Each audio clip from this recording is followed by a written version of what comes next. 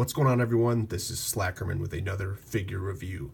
Today we are looking at the Star Wars SH Figuarts Rogue One. This is the Deathtrooper Specialist. Now this was not only I think a web exclusive, but this was very hard to find, the Deathtrooper Specialist, because this came with a Rogue One Blu-ray box set. So SHF released Rogue One, a nice Blu-ray set, which it came with like a bunch of like different small posters, bunch of stuff. But obviously this figure was included with that set. When I saw this released at one of the toy fairs, the Japanese toy fairs, I've always wanted the Deathtrooper Specialist. It's my favorite version of the Deathtrooper. Obviously I have the SH Figuarts regular Deathtrooper, but was super excited when they revealed that they were going to do a Specialist. But then they revealed that it was going to be in this Blu-ray box set, which sucked because that was, I think, $150 and very hard to pick up. So finally, this guy, an American seller, a U.S. seller, was just selling the figure itself, not the DVD box set. And he was still asking a pretty high price, but I was able to kind of finagle and talk him down to a somewhat reasonable price for this being an exclusive. So I finally was able to get him.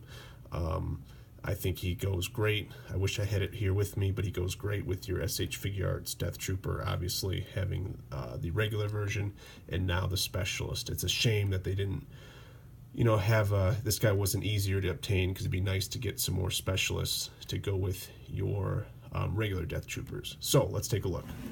As far as the packaging, because it is an exclusive, you just get the not window box and some nice images of the Deathtrooper there.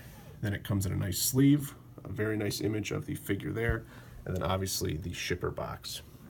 As far as accessories, the biggest difference is the DLT-19D, I think that's the name of this, the heavy blaster, which again is goes with the Deathtrooper Specialist. And it has some nice detail. It's not as detailed as the Mafex version, but does have a nice sculpt. I like it has that added kind of light or laser pointer targeter, whatever that thing is, on the top, and then it has the two on the underbarrel. The Mafex was a little bit more detailed, a lot better painted, but again, it goes nice. It's scaled nice too. It's not too long. I feel like the Mafex version was a little bit too long. This is perfect. He does come with the standard E11D. Blaster rifle, which is nice. I forget what that's called, the SRE something, light repeating blaster, the hand blaster, and then an assortment of hands. Taking a look at the figure itself, again, I think SH Figuarts did an amazing job with the sculpt. You can see the green lenses, especially on the bottom too. This, because it's the Specialist, he has that kind of targeting thing on top or the side of his head, so that looks great. Some nice silver paint right there. Then we have the ammo pouches, which look great, and then the pauldron, which looks very nicely sculpted, looks like some leather. The straps, I don't have my camera stand with me, so that kind of sucks, but the straps, I think they did a great job holding all those frag grenades there. It has the nice silver paint for the buckles. Here he has his 3 grenades and some pouches attached to his harness there, so that looks great. He does have the Darth Vader type talk box on his belt, which looks cool.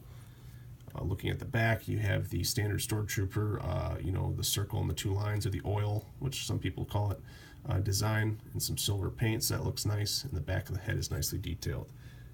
Taking a look down, the legs are pretty much the same as your regular Deathtrooper, and same as the back, there's his thermal detonator. Again, I just love the design and the look of this. I still don't know if I like this more than the Mafex. What I don't like, I like the Mafex a lot. It was nicely detailed. I love the detail in the weapons with the Mafex Deathtrooper. It comes with some fabric straps. They're painted a lot better. But for some reason, the SH Figuarts just feel a lot better in your hand. They're a lot more easy to pose, a lot more fun to pose. They just seem a lot more durable than Mafex. And then especially because I have the SH Figuarts, the standard Deathtrooper, this goes great with him. Where the Mafex, you could do the same thing.